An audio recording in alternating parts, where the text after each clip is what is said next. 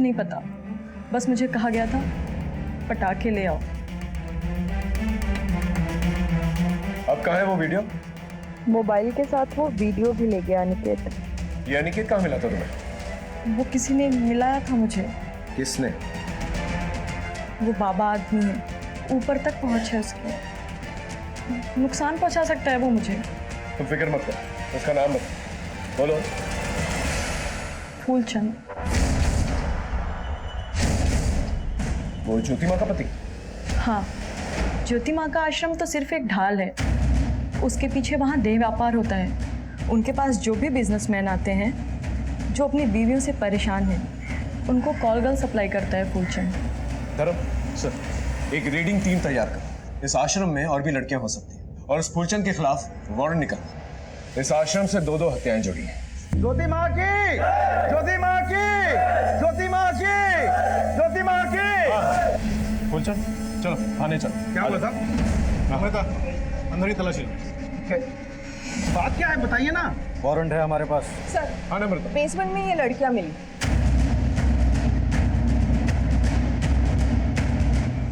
सबको साथ में लेके चलो। चलो।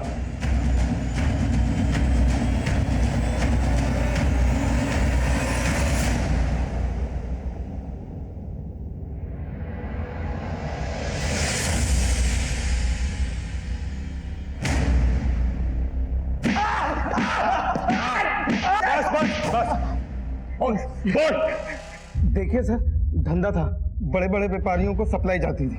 इन्हें तनाव मुक्त कराइए। आइए आइए आप। ज्योति माँ की जय।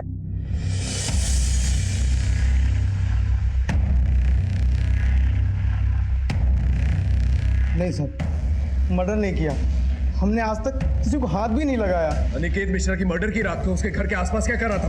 मैं उसके घर कभी नहीं गया सर, वही मिलने आता था, फिर हम लोगों की दोस्ती हो गई।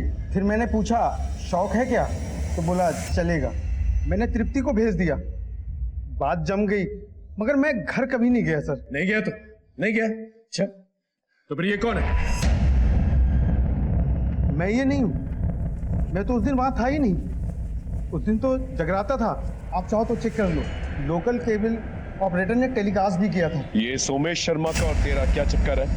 वो कंगाल आदमी, मेरा मतलब सर उसका तो धंधा खत्म हो गया था। और 6 अनुष्ठान करके 6 लाख रुपए लिए थे ना उससे। हाँ, ये भक्तों को मौत की धमकी क्यों देते तुम लोग? अब लोग ऐसे मानते कहाँ हैं? कि रिमांड लो। सर, आपको लगता है सच बोल रहा है? बहुत पुराना चावल है, इसकी बातों में विश्वास नहीं किया जा सकता। पैसों के लिए किसी भी हद तक जा सकता है। इसके स्टेटमेंट को क्रॉस चेक करो। जिस तरह से तृप्ति ने फूलचंद के खिलाफ गवाही दी, उसी तरह से ज्योति माँ के खिलाफ कोई गवाह चाहिए नजर। बाकी भक्तों को तो प्रकोप का डर, लेकिन उषा और वीरा ने काफी नुकसान झेला। ज्योति माँ से नफरत भी है वो, लेकिन उन्होंने भी थाने में ज्योति माँ के खिलाफ कोई गवाही नहीं दी। सर, फुलचंद का स्टेटमेंट वेरीफाई किया है। उस रात वाकई मैं आश्रम में जगराता था। एक काम करो, पीसीआर को टीना की मौत की खबर किसने दी थी ये पता करो, शायद हमें कोई क्लू मिल जाए। राइट जी। चलो चलो। मैं और मेरी टीम 2 नाव पे सवार थे, टीना और अनिकेत, और दोनों ही केसेस में दस्तकों का अंबार था, लेकिन फिर भी किसी ने कुछ नहीं सुना था। हमारी इन्वेस्टिगेशन के दौरान एक बात हमारे सामने आई जिसे सुनकर आप भी हैरान हो जाएंगे। मुझे लगता है अनिकेत के मर्डर के पीछे वो एमएमएस है। वो किसी का तो एमएमएस बना रहा था जिसे वो ब्लैकमेल करना चाहता था, और उसी वजह से उसकी हत्या हो गई। वो वीडियो उसके फोन में था जो मर्डरर ने उसे मारकर मिटा दिया। मिटाने वाले ने मोबाइल में से सारा डेटा इरेज कर दिया सर, ताकि सबूत ही ना बचे। सोचने वाली बात यह है कि वो किसका एमएमएस बना रहा था। और दूसरी तरफ सोमेश और वीरा के बीच में तनाव चल रहा था, और दोनों ही केसेस में ज्योति मां कॉमन है। धर्म, ये पजल सॉल्व होने की कगार पे है। सर, हेलो, क्या?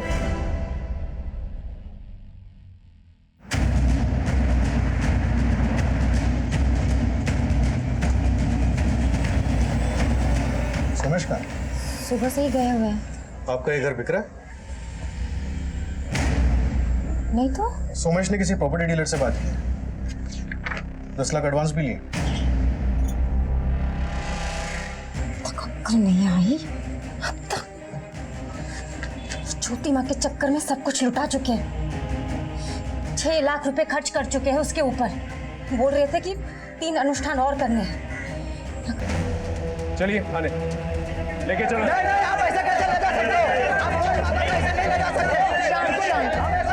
शांत हो जाइए आप सब। चलिए।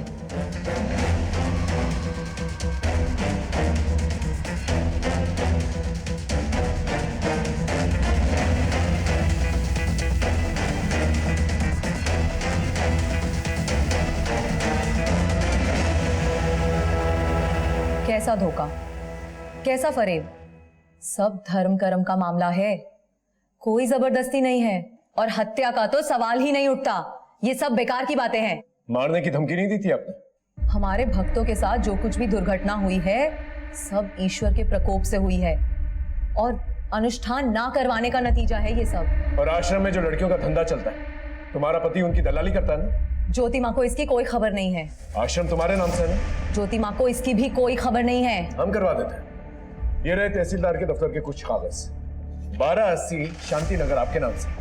क्या चलता है वहां पर? ज्योति माँ को इसकी कोई खबर नहीं है। इनकी रिमांड लो, सब खबर हो जाएगी। साथ में हत्या की भी क्लूज मिल जाएगी। ये कैसी बात कर रहे हो थानेदार साहब? आप ज्योति माँ के साथ ऐसा नहीं कर सकते। ईश्वर का प्रकोप होगा तुम सबके ऊपर। सर, उषा और अनिकेत को बेटे की चाहत। ज्योति माँ से पहले वो लोग डॉक्टर से भी मिले थे। ये उषा की रिपोर्ट्स।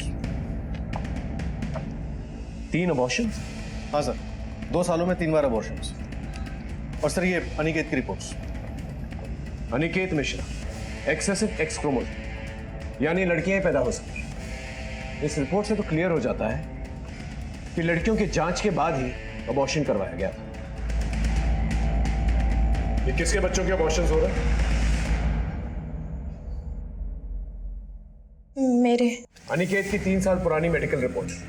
एक्सेसिव एक्स क्रोमोसोम, यानी लड़के पैदा ही नहीं हो सकते। 3 अबॉर्शंस हुए। क्या चल रहा था? देखो, हम तहकीकात करेंगे ना तो बहुत कुछ खुल जाएगा। सर, अनिकेत को शुरू से बेटा ही चाहिए था। हमारी एक बेटी है। हर बार जांच के बाद लड़कियां ही आ रही थी, इसलिए हम बार बार अबॉर्शन करवा रहे थे। फिर इस बार बात नहीं बनी। अनिकेत का दिमाग खराब हो गया था। एक दिन मेरा भाई भुवन घर आया और अनिकेत ने उसे बोला, देख भुवन, मुझे बेटा चाहिए कैसे भी। हाँ तो आईवीएफ से करवा लीजिए ना। ढिंडोरा नहीं पिटवाना मुझे समाज में। आईवीएफ से करवा लीजिए। वैसे एक तरीका है। तरीका? अगर तुम और उषा साथ दो तो तुम दोनों मिलके मुझे बेटा दे दो। तुम्हारा दिमाग खराब हो गया है क्या? इतनी घटिया और नीच बात तुमने सोची कैसे? उस बात को लेकर भुवन ने हमारे घर आना जाना बंद कर दिया था। फिर भुवन को नौकरी के लिए पैसों की जरूरत पड़ी, इसलिए मैंने अनिकेत से बात की।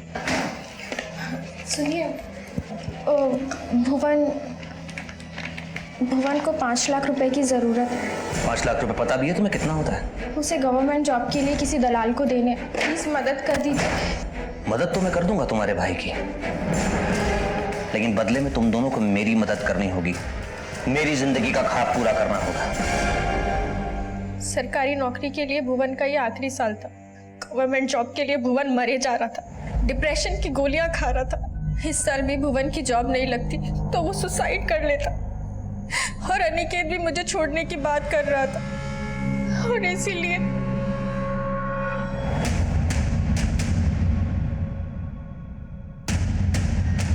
इतना सब होने के बाद भी जांच में हर बार लड़कियां ही आ रही थी, इसलिए बार बार अबॉर्शन करवा रहे थे। और अब भुवन की भी नौकरी लग चुकी थी और उसने अनिकेत को ये घिनौना काम करने के लिए मना कर दिया था। जीजा जी, ये घिनौना पाप और नहीं होगा हमसे। आपको जो करना है कर लीजिए। अच्छा, नौकरी लगने से पहले तो बड़ा पुण्य था ये, नौकरी लगने के बाद पाप हो गया। बता दूं तेरे डिपार्टमेंट में जाकर कि कैसे घूस देकर तेरी नौकरी लगवाई थी? बता दीजिए, आप भी फंसेंगे। बेटा, ये नौकरी और इज्जत जब तक ना मिले ना तब तक पता नहीं चलता है। अकली तब होती है जब नौकरी और इज्जत हाथ से जाती हुई दिखाई देती है। समझा मेरी बात? अब अनिकेत का भुवन पर जोर नहीं चल पा रहा था, इसलिए अनिकेत ने एक और प्लान बनाया। उसने फूलचंद को बोलकर एक कॉल गर्ल को 1 लाख रुपए दिए और उस कॉल गर्ल का और भुवन का वीडियो बनाया। देख लो वीडियो ये, और अब मुझसे ज्यादा होशियार बनने की कोशिश मत करना, समझे? जो चल रहा है वो चलने दो तब तक, जब तक मुझे मेरा बेटा नहीं मिल जाता, वरना ये वीडियो मैं वायरल कर दूंगा। उसने हमारा भी वीडियो बना रखा था। सर भुवन एकदम टूट चुका था और अनिकेत का जुनून सर चढ़ चुका था। वो बेटे की चाह में वैसी दरिंदा बन चुका था, लेकिन हम लोगों ने भी सोच लिया था अब हम ये घिनौना काम और आगे नहीं होने देंगे, इसलिए हमने एक दिन उसकी शराब में जहर मिला दी।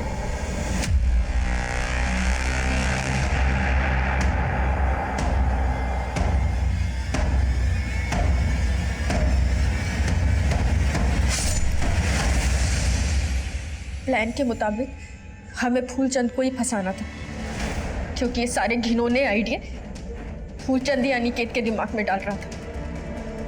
इसलिए एक खाली शराब की बोतल और 2 गिलास भी हमने ही गाड़ी में रखे। इसीलिए भुवन जानबूझकर लंगड़ाते हुए सीसीटीवी कैमरे पर दिखाई दिया, ताकि सारा शक फूलचंद पर जाए। बहुत ही भयानक और घिनौनी दास्तां थी। उस डॉक्टर पे भी केस किया गया जिसने प्री नेटल सेक्स डिटर्मिनेशन का इलीगल काम किया था। एक केस सॉल्व हो चुका था, लेकिन अब भी दूसरा केस बाकी था। जब आपको कोई काम करना होता है तो आपके सर पे एक जुनून सा सवार हो जाता है। मेरे दिमाग में भी वही चल रहा था, और फिर एक दस्तक पकड़ में आई। हमें इंफॉर्मेशन मिली थी कि 8 अक्टूबर को वीरा को एक फोन आया था टीना की मौत के बारे में।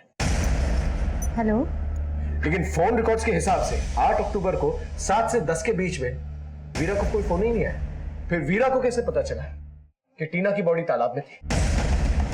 मैं कमिंग सर? हाँ सर, टीना की लाश की खबर जिस नंबर से पीसीआर पे आई थी, वो नंबर वीरा शर्मा का है।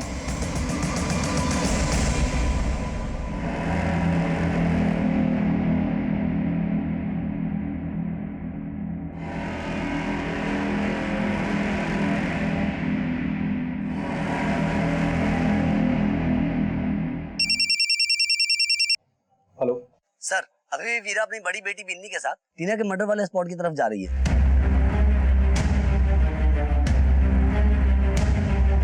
मम्मा बताओ ना किधर जा रहे हैं? हाँ बताते हैं। मम्मी बताओ ना किधर जा रहे हैं? तुझे टीना से मिलाने लेके जा रही हूँ। मम्मी क्या बोल रहे हो? रुक, छोड़ उसे, छोड़ बच्ची को।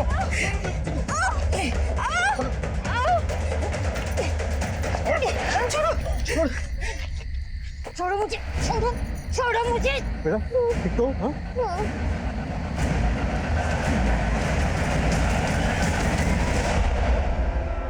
दिमाग खराब हो गया था इसका। मेरा ज्योति माँ ने बोला है कि अगर ये अनुष्ठान नहीं करवाया ना तो घर पे मौत मंडराएगी। हमारी बच्चियों में से किसी चुप करो, वो कुछ भी कहेंगे और तुम मान लोगे? खबरदार, आज के बाद बिन्नी या टीना को उसके पास लेके गए तो सब कुछ लुटा रहा था शोमिस ज्योति माँ के लिए। फीस ना दे पाने की वजह से बच्चे को दूसरे स्कूल में शिफ्ट करना पड़ा। तो ये आदमी हमारे सर से छत छीनना चाहता था। अपने पति की आंखें खोलने के लिए मैंने टीना को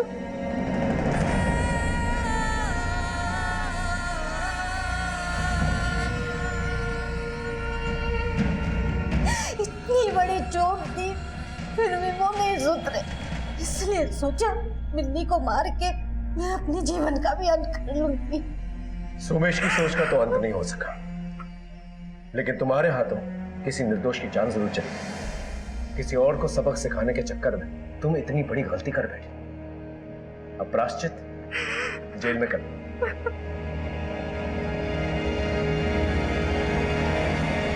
वीरा का मानसिक संतुलन खो रहा था, और वहीं अनिकेत, उस पर बेटे की धुन सवार थी, और इसी के चलते उषा का सब्र का बांध टूट गया। और फिर वो हादसा। मैं सीनियर इंस्पेक्टर हिमांशु रावत। जब मैं सीतापुर में पोस्टेड था तो एक हैरत अंगेज केस आया मेरे पास, बिल्कुल इस शतरंज की खेल की तरह, बुरी तरह से बिखरा हुआ। हर एक मोड़ पे एक नया खतरा, एक नया चैलेंज। लेकिन मैं और मेरी टीम ने यह फैसला कर लिया था, इस बिखरे हुए केस को सुलझा कर रहेंगे। और एक और बात, जब इस केस से जुड़े क्रिमिनल्स के मोटिव्स जानेंगे ना तो आप भी हैरान रह जाएंगे। ज्योति माता की, ज्योति माँ की, ज्योति माँ की, ज्योति माँ की। बेटा प्रणाम करो माँ को। प्रणाम माँ। बिजनेस फेल, घर में तनाव। जब तक अनुष्ठान नहीं करोगे तब तक यूं ही चक्कर काटते रहोगे। कारोबार में 10 लाख का नुकसान हो गया है। ज्योति माँ का बताया उपाय अपनाया?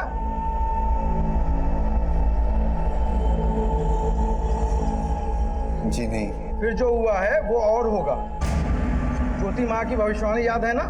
मृत्यु मंडरा रही है तुम्हारे घर पे। जो अनुष्ठान बताया है उसे करो, नहीं तो मृत्यु निश्चित है। मैं करता हूँ। त्रिकाल रक्षा करे। 2 बेटियां हैं ना, 4 साल की और 10 साल की। जी माँ। आओ बेटी, इधर आओ। आजा आजा इधर आजा। हाँ इधर से आ।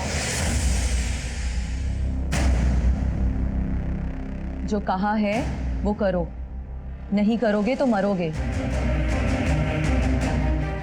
इधर आओ।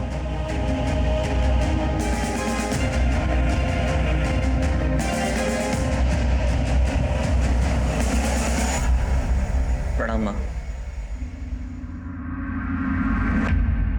ज्योति माँ, उपाय तो सब किए लेकिन अभी तक कोई सफलता नहीं मिली माँ। अरे पागल हो गए हो? ज्योति माँ पर उंगली उठा रहे हो? तुम्हारा इलाज जल्दी हो जाएगा, मन में कामना करो। जैसी आपकी आज्ञा माँ। ज्योति माता की, ज्योति माँ की।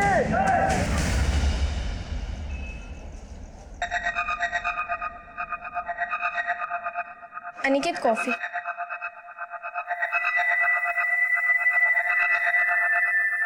अनिकेत, मैं कुछ दिनों के लिए अपने मायके चली जाऊं? नहीं, जब तक अनुष्ठान पूरा नहीं हो जाता तब तक तुम कहीं नहीं जा सकते।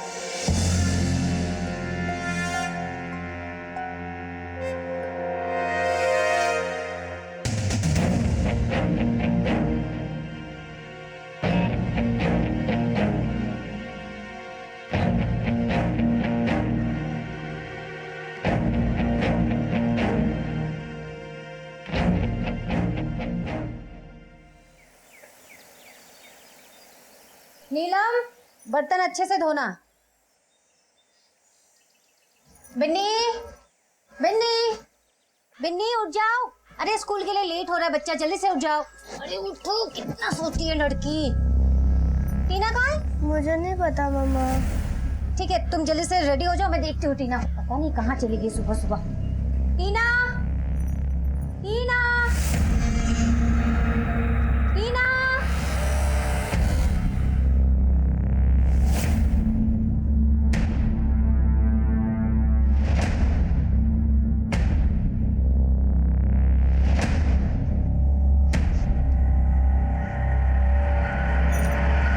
हेलो, टीना आपके साथ है क्या?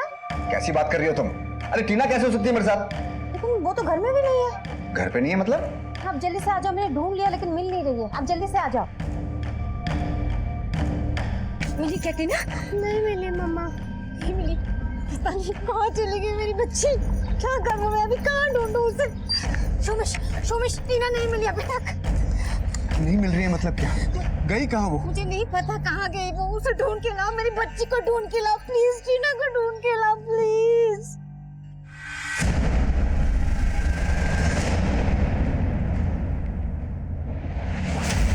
बदे, इसे लेके जाओ। सर आपने तो खाया ही नहीं। नहीं, मेरा हो गया, लेके जाओ। Okay sir. सॉरी, आखिरी बार बच्ची को कब देखा? रात में सुला के उनके कमरे से निकली थी मैं। सुबह जब बिन्नी को उठाने गई कमरे में तो टीना नहीं थी। कितने बजे? 8 बजे। आप लोग सोते वक्त फ्रंट डोर लॉक करके नहीं सोते? करते हैं सर, लेकिन मेड, अखबार वाला, दूध वाला आते सुबह तो खोल देते। आपको किसी पे कोई शक? किसी ने कोई दुश्मनी निकाली हो या फिर? जी ऐसा तो कोई नहीं है। आप कहाँ थे जब बच्ची गायब हुई थी? सर मैं फैक्ट्री पे गया था कुछ काम से। इतनी सुबह? जी एक पार्टी के साथ कुछ डील करना था। ठीक है, आप अपनी कंप्लेन रजिस्टर करवा दीजिए, हम अपनी कार्रवाई शुरू करते हैं। धर्म, टेक चार्ज। सर आइए।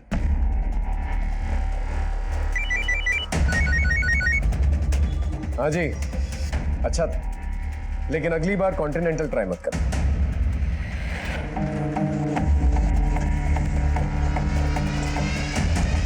साहब मैं 8:30 बजे आ जाती हूँ। तुमने कहीं टीना को आते जाते देखा? नहीं। तुम्हारे साहब और मालकिन अपनी बच्चियों के साथ कैसे रहते थे? वो तो बच्चियों से बहुत प्यार करते हैं साहब। हमने सभी नाकों और पीसीआर्स को अलर्ट कर दिया। कोई ना कोई खबर जरूर आएगी। बस आप अपने मोबाइल ऑन रखिए। अगर ये किडनैपिंग फिरौती के लिए की गई है तो कॉल जरूर आएगा। सर बच्ची को कोई घर से उठा ले गया और घर पे किसी को खबर तक नहीं लगी। हाँ, बड़े ताज्जुब की बात है। कोई जरूर कुछ छुपा रहा है। नम्रता, तुम एक काम करो, वो जो आदमी है ना सोमेश शर्मा, उसकी हिस्ट्री निकालो, मेट पे नजर रखो, उनके घर कौन आता जाता है सब पता करो। सर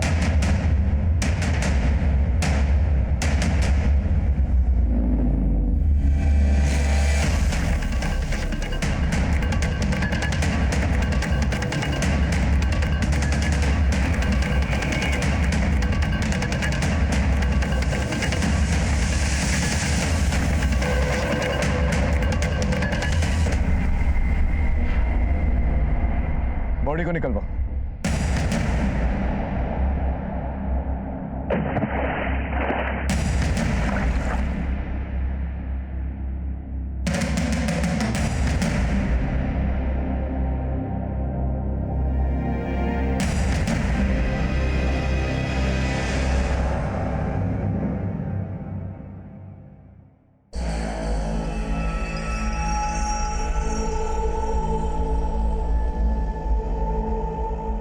हेलो,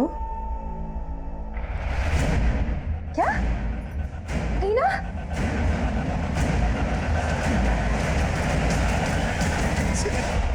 टीना,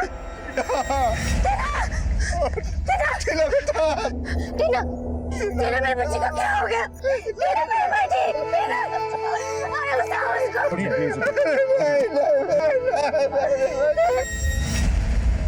लड़की इस एरिया में अकेले तो नहीं आई होगी, बहुत सुनसान एरिया है। कोई ना कोई उसे लेकर आया होगा।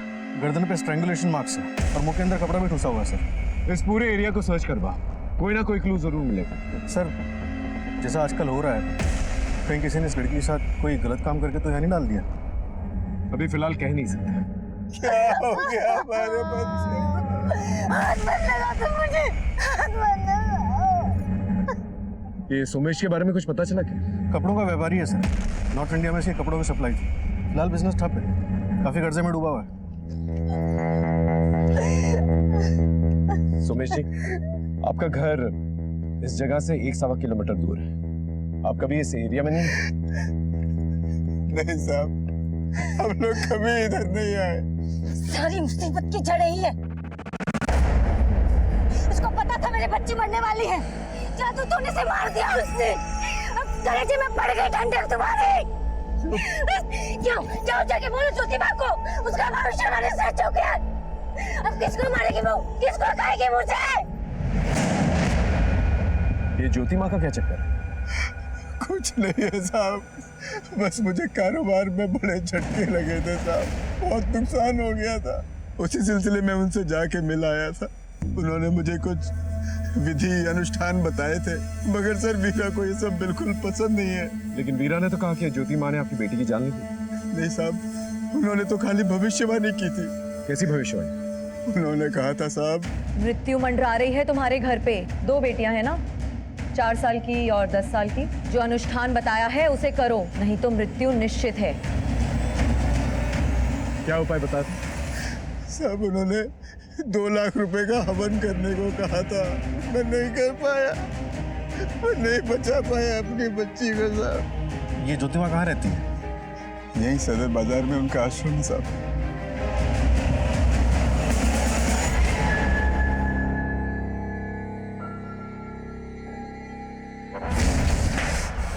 फिर इस बार बात नहीं बनी। आगे ऐसा कब तक चलता रहेगा? बस अब ऐसा लगता है इसके बाद मुझे ही कुछ प्लान बनाना पड़ेगा।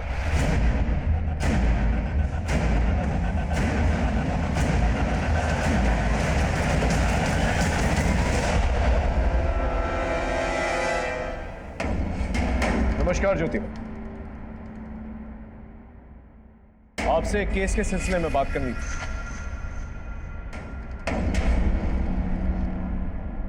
जी, हत्या हुई है उसकी, 4 साल की टीना शर्मा, आपके भक्त सोमेश की बेटी। सोमेश की बेटी ने प्राण त्याग दिए। बड़ी ही नेक बच्ची थी, आई थी कुछ दिन पहले हमारे आश्रम में। सोमेश को हमने बताया था कि काल मंडरा रहा है उसके ऊपर, शनि की वक्र दशा है उस पर। उसे निदान भी बताया था, लेकिन नहीं किया। आजकल तो लोग सिर्फ अपनी जेब ही देखते हैं। पर हत्या हुई है उसकी, तो उसे घर से उठा के ले गया और उसे मार डाला। आपने तो भविष्यवाणी भी की थी ना? क्या मैं जान सकता हूँ आपको ये कैसे पता चला? अब थानेदार साहब, अपराध और कानून के बारे में तो हम आपको क्या ही बताएं, लेकिन हाँ, आपको ये जरूर बता सकते हैं कि ज्योति माँ सब जानती है, भूत भविष्य सब कुछ। माँ ज्योति के अंदर एक दिव्य प्रकाश समाया हुआ है, जिससे कुछ भी नहीं छुपता। कानून का भी यही हाल है ज्योति। कानून से भी कोई भी मुजरिम नहीं छुपता। थानेदार साहब, हो गई आपकी बातचीत? ज्योति माँ, आपसे मंत्री जी मिलने आने वाले हैं। 2 मिनट। अरे मंत्री जी बहुत दूर से आ रहे हैं, प्लीज। ठीक है, नमस्कार। सर आपने बुलाया? हाँ सर, एक काम करो, ज्योति माँ के भक्तों की एक लिस्ट निकलवा। तो ज्योति माँ, उसका पति कोई ना कोई कांड जरूर कर रहा है, और ये भी पता करो कि ज्योति माँ आई कहाँ से, इसका बैकग्राउंड क्या है। सर ये कुछ 3-4 साल पहले आई थी।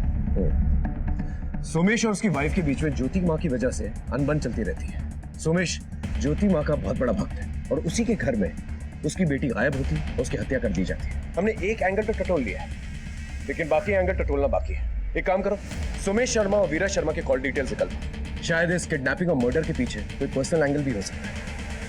Right sir. भारतीय कानून बिल्कुल लॉजिक पर चलता है। उसके लिए 2 और 2 4 होते हैं, 5 नहीं। अब जरा आप ही सोच कर देखिए, एक बच्ची की मौत हो जाती है, सारे गवाह, सारे सबूत हत्या की तरफ इशारा करते हैं, लेकिन फिर हमें यह सुनने में आता है कि किसी ने इसकी भविष्यवाणी की थी। जो अनुष्ठान बताया है उसे करो, नहीं तो मृत्यु निश्चित है। ज्योति माँ सब जानती है, भूत भविष्य सब कुछ। कहां जाता है तर्क, कहां जाता है लॉजिक? हर अपराध के पीछे एक दस्तक होती है। हम पुलिस वाले उस दस्तक को ढूंढकर असली मुजरिम तक पहुंचते हैं। सोमेश और वीरा के घर में जो कांड हुआ था, किसी ना किसी ने वो दस्तक जरूर सुनी होगी। लेकिन फिलहाल मैं आपको एक और बात बता देता हूं कि कहीं और एक जोरदार अपराध की दस्तक हो रही थी, जो इस खेल में हलचल पैदा करने वाली थी।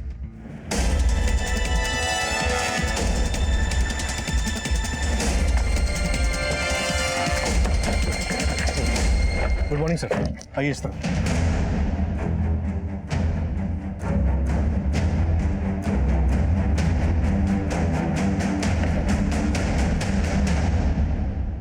अगर इस एरिया में कोई सीसीटीवी कैमरा है तो चेक कर, शायद हमें कोई क्लू मिल जाए। सर